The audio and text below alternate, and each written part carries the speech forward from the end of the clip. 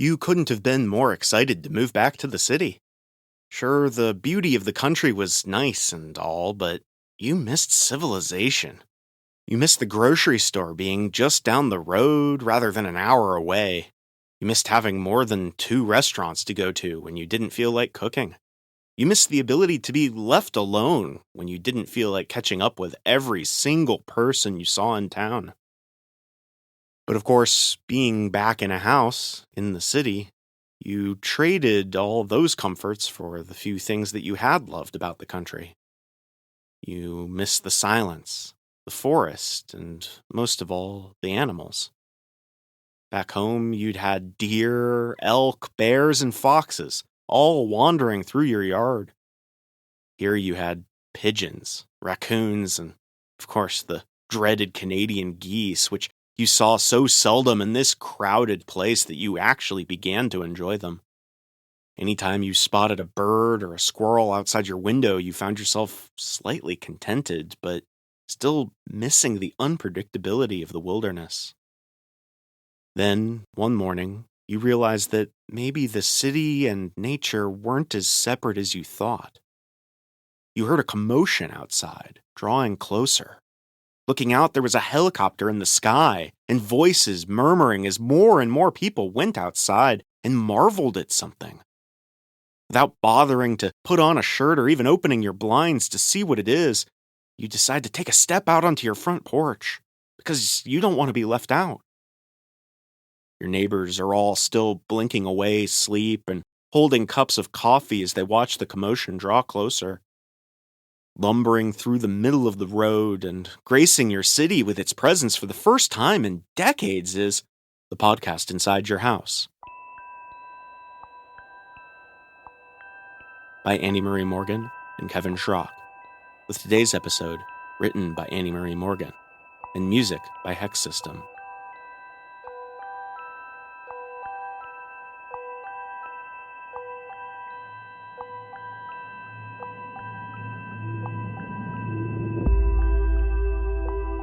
Season 2, Episode 14, Dave's Feed and Seed.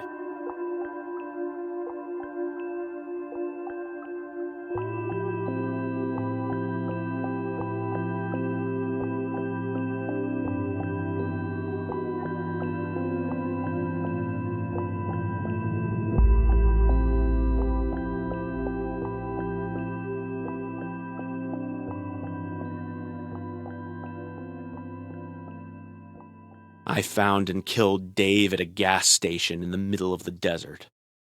He was working behind the counter, sporting a new mustache, sunglasses, and a name tag that read Randy, but I recognized him the second our eyes met.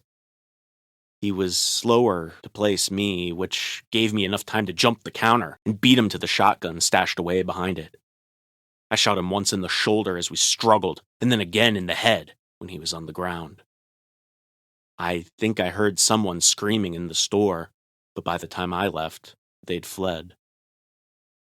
When I got in my car, I called the babysitter to tell her I'd be home a few days early and pulled out a number I'd kept in my wallet for the last 10 years.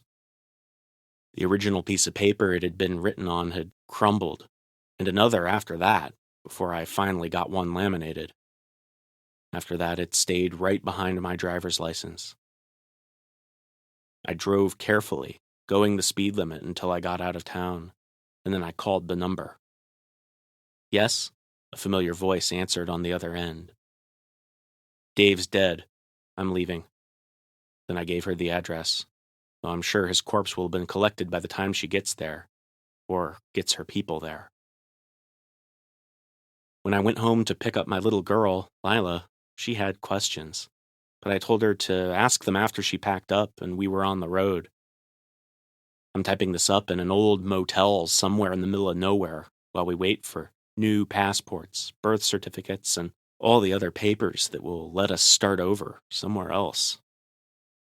Lila's getting a new first name, and I told her what mine used to be, back when she was just a baby. Anyway, before I disappear again, I wanted to tell someone why I left, both this time and the time before. The cat's out of the bag anyway. I'm sure there were cameras at the gas station. And, well, if anything happens to me, I'd like to have my story out there so that anyone who's seen what I've seen might not feel so alone. It all started nearly a decade ago. Me and my husband John had just brought Lila home.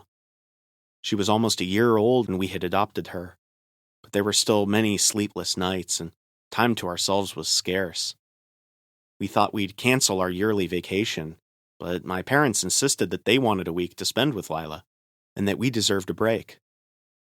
I wanted to go somewhere relaxing, preferably on a beach, but John had other ideas.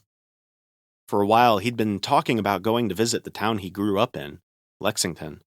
Not that one, and I'm using a fake name anyway. He hadn't been back since he came out in college, and now that we had a kid, he wanted to know if it had become the kind of place that he might want to take Lila to someday. He always described it fondly as a charming town near the foothills of Appalachia. He'd tell me about the long summers he spent exploring the forest and weekends spent drinking around bonfires. It was a place where people were friendly. Everyone went to church, and you'd be rude to turn down an invitation from your neighbor to stop by for dinner. Now, I'm more of a city boy, so I always pictured it as more of something from Deliverance or Wrong Turn. But if he wanted to go back, I'd happily go with him. My best friend, Olivia, and her husband, Noah, agreed to tag along too.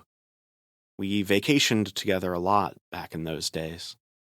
Olivia would put up with the relaxing ones for me, and I'd put up with grueling backpacking trips for her. So this seemed like a good compromise.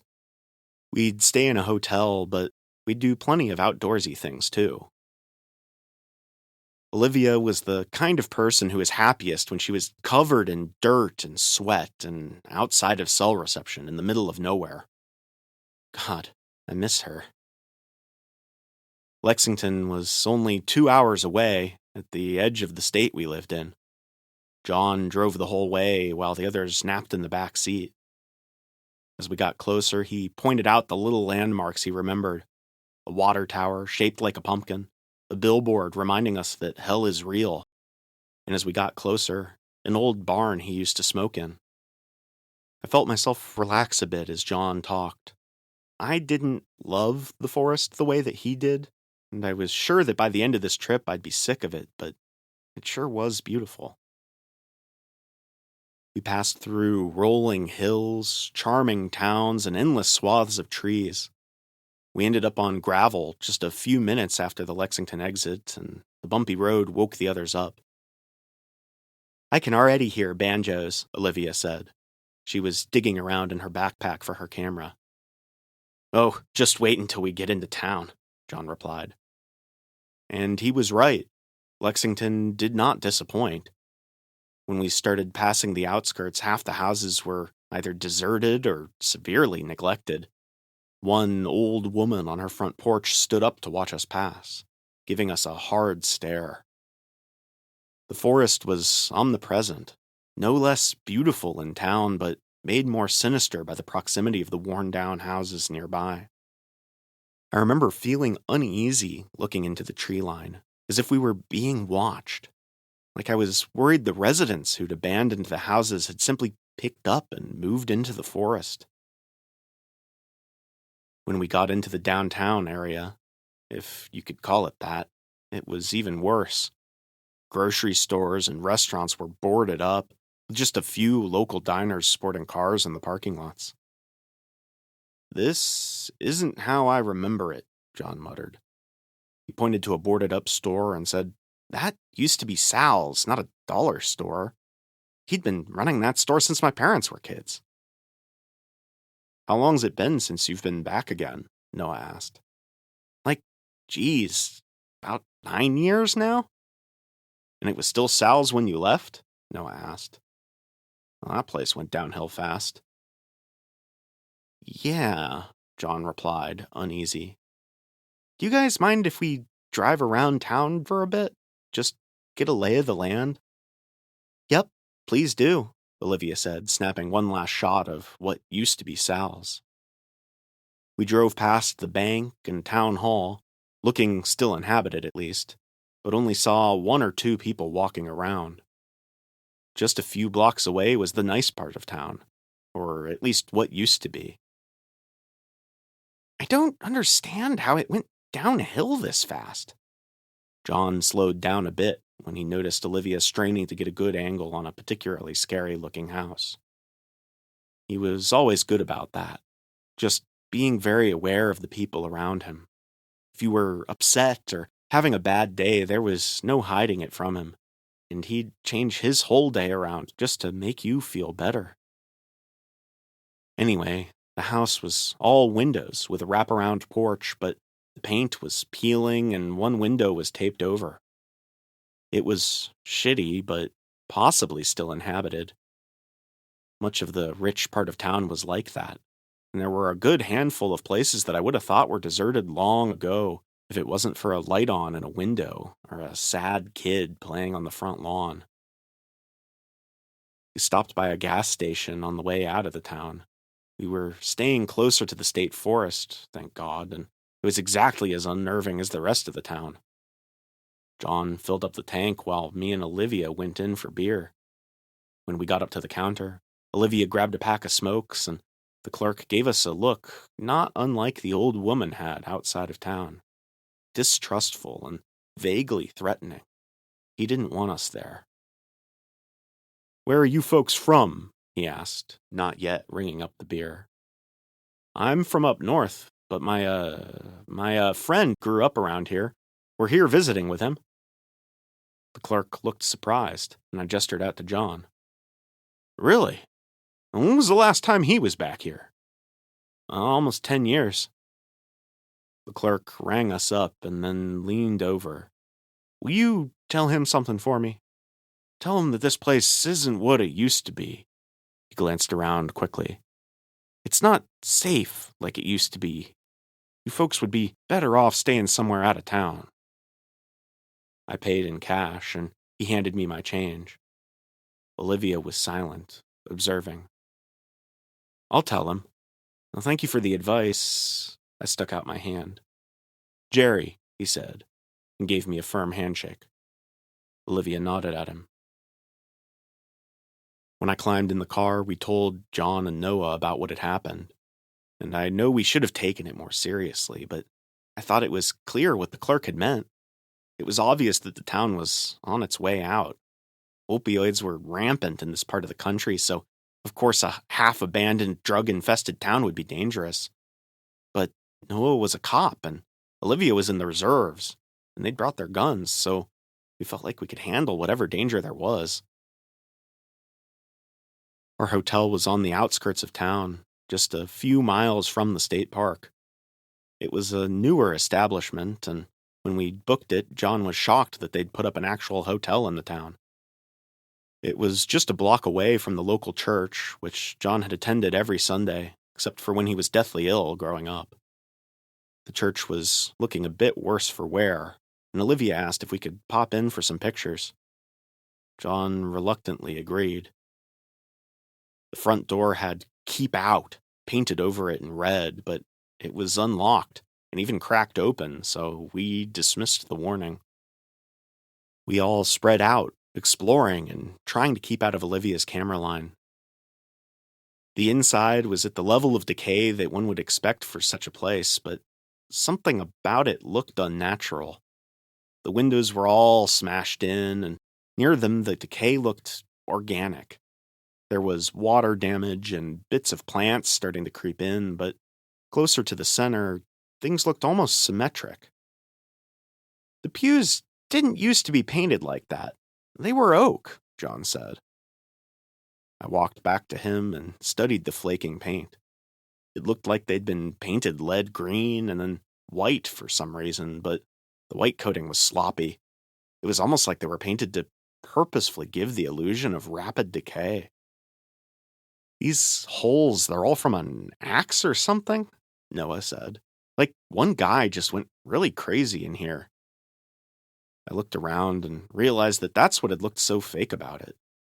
The damage done to the pews and the walls was all intentional and uniform, like one person with one weapon had done all of it. Then something less uniform caught my eye up at the front. Near a crucifix, hidden behind Jesus' head, was the blinking light of a camera. "Guys, camera," I pointed. "Let's go." We all hurried out and back to the car, nervously looking behind us even on the road. It was only when we checked in that we'd finally relaxed. And after our long drive, we decided to just order room service and stay in. The hotel had been booked up, maybe because it was Independence Day weekend, so we were all sharing one room, like a bunch of college kids. I could tell that John wanted to stay up late and talk, that he was uneasy, but Olivia and Noah were out almost as soon as we finished up dinner, so he tabled his thoughts. He tossed and turned until I fell asleep to the sounds of sporadic fireworks from people that couldn't wait an extra day. We started the next morning with what John had said was going to be the easiest hike of the trip. And though it was short, the incline was grueling enough that it took us into the early afternoon. When we got to the overlook at the top, though, and looked out over the endless foothills, I remembered thinking that maybe this trip wouldn't be so bad after all. It was when we got into town again that I started getting nervous. We were looking for the town veterinarian, one of the few people that John still tried to visit every time he found himself back home. His family, the ones he still talked to anyway, had all left, as had all of his childhood friends, so the only people he really kept up with were loose acquaintances at best.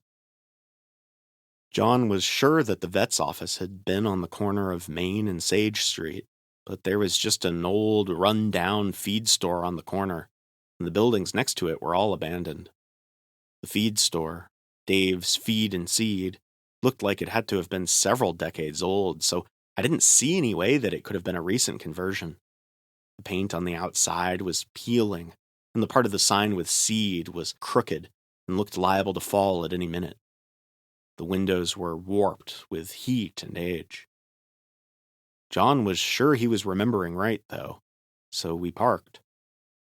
I noted some shockingly expensive cars in the lot, but figured Independence Day accounted for it. That the sons and daughters who'd left Lexington to make something of themselves may have succeeded and were just back visiting their families. Inside, the store was busy. All of the patrons stopped what they were doing to see who was walking in like something out of a damn Western movie. John wasn't fazed, though, so I assumed it was a small-town thing. The inside of the store was red brick and smelled like farm animals. Me, Noah, and Olivia wandered around while John went looking for the owner. We made asinine jokes about the name of the store as we looked at the aforementioned Feed and Seed. I remember Olivia saying, "Well, it would be rude if he'd seed you without feeding," and Noah chiming in with "He has to feed you first so you have the strength for the seedings." Across the store, I saw John roll his eyes at us as he listened to one of the locals talk. I realized we should probably stop being such city people, and went over to help. "Yeah, they left all the equipment and cages and such when they closed up," the man John was talking to said. I got a closer look at him and couldn't help but feel like he looked fake, in the same way that parts of the town looked fake. Something about his beard looked too well groomed and didn't quite match his hair. His eyes were also an electric blue, but they looked kind of flat, almost like they were contacts. Perhaps the strangest thing about him was that he was wearing a chain necklace that looked like a dog collar. A bold fashion choice that people normally would not approve of out here. The man continued, "Well, I kept all of it, of course. You never know when a good cage will come in handy." With that, he winked at John. I resisted the urge to grab John's hand. We were trying to lay low out in the country. John gave a laugh as fake as the man's beard and said, "Well, thank you for your time, but we've got to get going." I waited until we got to the car to ask John what the fuck that was about, and he told us that the guy was a nut job. He said he'd been running that store for 30 years, which is bullshit. I visited Dr. Jensen last time I was here. He told Noah and Olivia what the man, Dave himself, had said about the cages, and they lost it. Olivia nudged me and said, "Well, he's trying to seed your man. Better watch out." After that, we meandered until it got dark. When nightfall hit, we went to a little park near the middle of the town to watch the fireworks, and we all had a little too much to drink. There were only a few dozen other spectators, and many of them seemed to be tourists. There were a lot of out-of-place businessmen, many with varying European accents, and I marveled at the fact that people coming here from another country would choose Lexington of all places to visit. John scanned the crowd, looking for familiar faces, but came up empty, so we found a spot in the grass and laid down. Though I'd sternly told John that there would be no PDA this far from civilization, I relented a few beers deep. Noah and Olivia cozied up to each other, and I held John's hand under the fireworks. I still remember the feeling of his warm hand in the cool grass. I'm glad we had that last night together. Back at the hotel, we drank a little more, and though John warned half-heartedly that we had a long hike the next day, I think he knew we might not be up for it, at least not first thing. We stayed up late and listened to John talk about how something wasn't right with the town, and how it was like decades had passed since he'd been gone. We assured him that there were some things he was probably just remembering wrong, or that the opioid epidemic had probably just hit the town really hard. But he didn't want to hear it. I remember him saying, "Man, it's like we're in a parallel universe or something. I know what I remember." I don't remember when I fell asleep. I don't remember if we kissed, or said a proper goodnight, or even an "I love you." I hope we did. The next morning, John was gone. Cell reception was poor to non-existent in the whole town, so he'd left a note saying, "Going on a hike to clear my head." He'd left our trail map out with a little post-it on a spot that looked about half a mile off a nearby trail. He'd told us all about the caves and waterfalls. He wanted to show us that we're off the beaten path, so I figured he was checking one of those out. Hungover, we all went to get breakfast without him, then drove around town. I took the wheel so Olivia could get her pictures and Noah could nap in the back. The town was still deserted, and the whole time we drove around, we only passed one other car actively driving. When I started to get creeped out, I took us back to the hotel. We waited until the early afternoon before we knew something was wrong. I suggested that we follow the trail John had gone on, but Noah shut that down. Vacation Noah was long gone, and he was all business. He said, "We are absolutely not going off trail and getting lost ourselves. We should call the sheriff's office or the ranger station." We tried the sheriff's office first, since the part of the forest John had been in wasn't technically part of the park. Noah listened to the line ring for what felt like forever, but when he tried to report John missing, the man on the other end told him that he had to wait 48 hours to make a report. Noah hung up. "That's not a real thing," he said. "That's like a TV thing. You can report someone missing right away." He looked puzzled, but decided to call the ranger station. He listened to someone pick up on the other end, and then hung up without saying a word. "It's the same voice," he said. "I guess we're going hiking." On the way there, Noah drove, and I know he didn't mean to freak us out, but he monologued on and on about police corruption in small towns. Now, sometimes you have to take matters into your own hands. And I wondered if he wasn't overreacting a little bit. That is, until we got to the forest entrance and found a sheriff's car idling at the gate. We drove past slowly, just in case he wanted us to stop, but he just waved us on and flashed a big smile, one that made me feel the opposite of how a smile is supposed to make one feel. "That was creepy as fuck, right?" Olivia asked. Noah responded, "Load our guns, babe." They both had a handgun, and offered me the shotgun they'd brought, but I declined.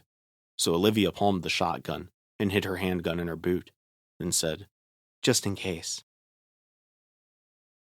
We stopped at the parking lot, closest to the trail, and decided to retrace John's steps. Of course, it was always possible that something had happened on his walk to the park, but daylight was dwindling, and we had to do something. I still remember vividly how beautiful that hike was.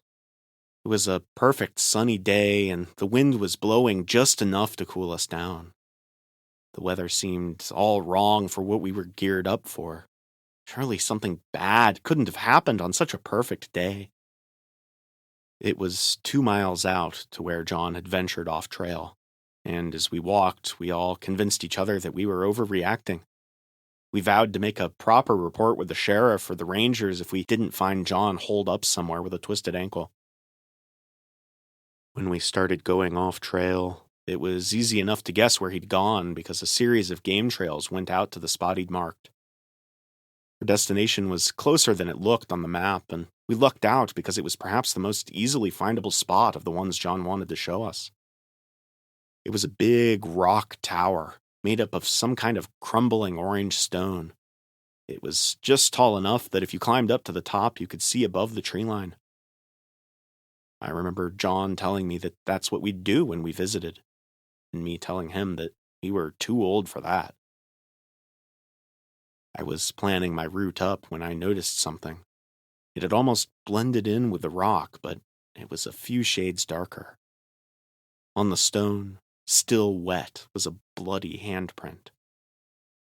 I got Noah and Olivia to attention, and we all went silent. "I'm climbing up," I told them. There were well-worn handholds carved into the rock, and as I climbed up, it crumbled even more. I didn't really expect to find John at the top, but I had to look. I made it up, and John was not there, but there were traces of blood splattered across the top of the small plateau. I stood up, towering above the trees, and looked out at the rolling green hills. I studied the forest around us, looking for something. It felt like if I stared hard enough, it would tell me what happened, but the sea of green gave up no secrets. I was just about to climb back down when I heard Olivia talking. "He's further up the trail. We split up." Her voice sounded strange, very loud and stressed. I laid down on the rock top and peered below.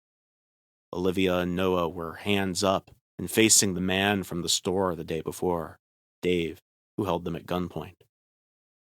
"Move back," he told them, and they backed away from the guns they'd set on the ground. He scooped them up and told them, "March." I waited just a few breaths, then started climbing down. When I hit the ground, they were almost out of sight, and though I could hear them talking, the forest muffled their words. I heard Olivia yell once again, wordless this time, followed by crashing leaves and twigs. Then I heard Dave yell, "Get up! Move!" Following as close as I dared, I hit the spot where Olivia had made a show of falling and found the handgun she'd shoved out of her boot. After just a few minutes, Dave and my friends arrived at a cabin. I expected it to be run down, falling apart, the kind of place where bad things like this happen, but it was brand new.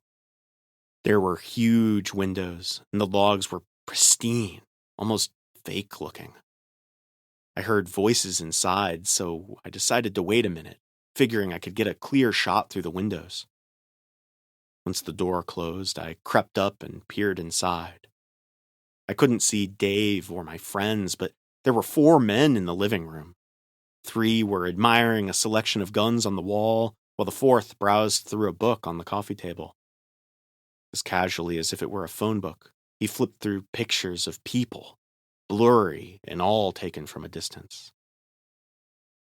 Heart pumping now, I moved around to the back of the house and looked into an empty bedroom. There was another man digging through a closet filled entirely with flannels.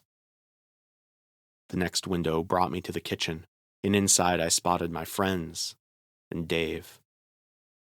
Olivia and Noah were both sitting in chairs, flush against one wall, hands behind their backs, while Dave talked. I leaned in to hear what he was saying. Really, it's going to be a whole pain in my ass now. They know they're not supposed to just bag whoever, but, you can't tell these rich people anything. They're all spoiled. Then he leaned in close to Olivia and said, Well, don't worry though, darling. For gals, I've usually got buyers who want something else, if you catch my drift. He pointed at Noah. This guy, though, well, shoot, we're short for the cookout tonight, so sorry, fella. With that, he leaned over to a nearby counter and picked up a meat cleaver. I raised my gun, and just as I was about to fire, a voice behind me yelled out, Hey! I whipped around, and a man in a crisp flannel was behind me, reaching for the gun on his belt. What the hell do you think you're doing? He asked me, and his accent betrayed that he was not local. Without hesitation, I shot him. Dazed, I stepped over to make sure he was dead, and only when my ears started ringing did I hear Olivia screaming. My legs felt like lead as I moved over to the window. Inside, I noticed 3 things all at once. Olivia was crying. I'd never seen that before. Dave was gone, and Noah's head was on the floor. His body twitched as the blood ran out of him, as if it didn't yet know he was dead. I smashed through the window. Desperate, I picked up the freshly bloodied meat cleaver on the ground to cut the ropes holding Olivia. I gave her the gun. She was the better shot, and she calmed, almost eerily fast. She had a mission to do. She stormed into the house, and it was over in seconds. No one had had the time or the training to start shooting before Olivia got to them. When she yelled for me to come out, she handed me a gun and told me to double-check the house. I did so on autopilot, while she stayed in the living room with the 4 men I'd spotted earlier, all of whom were alive and 2 of whom had been shot in the hands. As I walked, I spotted the man in the bedroom, no longer a threat because he'd been shot in the head. In the room I hadn't been able to peer into, I saw something that made my blood run even colder than it already was. There were rows of dog kennels. They were all empty, but recent stains in various colors told me that wasn't always the case. I told Olivia what I found, and she said, Let's lock them up. I helped her herd the men into the cage room, while they all tried to bribe us with varying obscene amounts of money. On Olivia's order, I locked them up, one by one, while she held her gun at the ready. Then we walked through the house, just long enough to search more thoroughly for any sign of John. In the room with the flannels, we found grease pencils, the kind actors use to blacken their teeth, and banged-up shoes. There were even a few banjos lying around. In the living room, we found brochures that were vague but horrifying in context. There was one for something in the desert called the Roswell Experience. One had a picture of a snowy cabin and was simply called Cabin Fever. Another had a picture of a cornfield and was labeled Midwest Madness.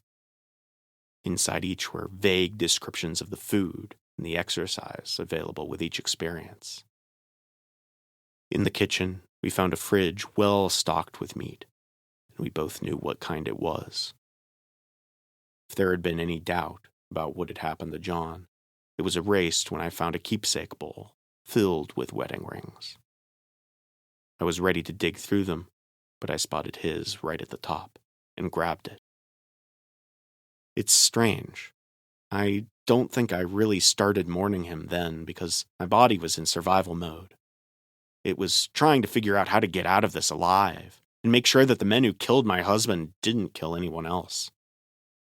It was like I'd been in a car crash, but my body knew it had to block the pain until I could crawl away from the burning rubble. I have an idea, Olivia said. I remember her voice being eerily calm when she said that. Okay, I said, whatever you want to do. She went to the kitchen, cranked up the burners and started grabbing anything flammable to leave around the house. I helped her, and soon the flames were high enough that we had to step outside. The sun had set in the short time we'd spent in the cabin.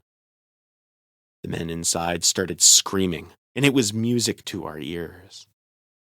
When the ammo inside started exploding, I worried about the noise, but soon I spotted fireworks back in town from people who had extras to use up, and I knew we'd be all right.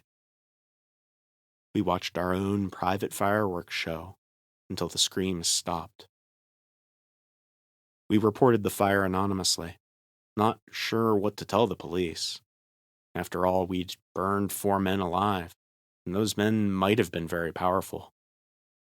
We waited for something in the news or calls from the police about finding our husbands' burnt remains, but no calls ever came, and no news stories ever aired. Olivia helped me get all the documents needed to start a new life, and I lost touch with her after that. She told me to only ever call her in an emergency. I don't think she ever really forgave me for failing to save Noah. I talked with her once at her brother's funeral years later, and she was a completely different person. She made a living doing things she couldn't talk about, and she had an air of danger about her that was impossible to ignore. Sometimes I feel like I miss her even more than John. That it's harder to mourn someone who's still alive, but just gone from your life, than someone who is actually dead.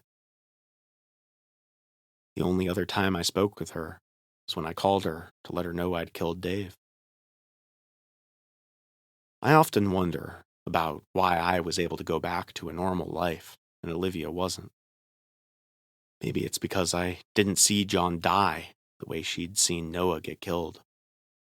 Maybe it's because I had a child to go back to, something I had to focus on for at least a little while.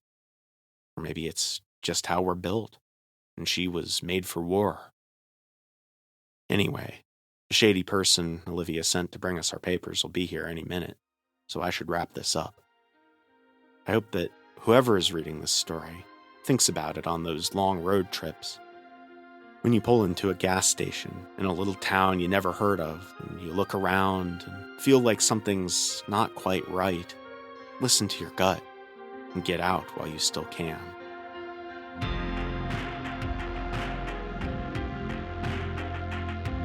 Thank you for tuning into this episode of The Podcast Inside Your House. To hear every tale of terror as they're released, subscribe to our show on your podcast app or on YouTube, or follow us on Facebook and Blue Sky. And until next time, when you next find yourself homesick, keep in mind that being sick of home is only one word away.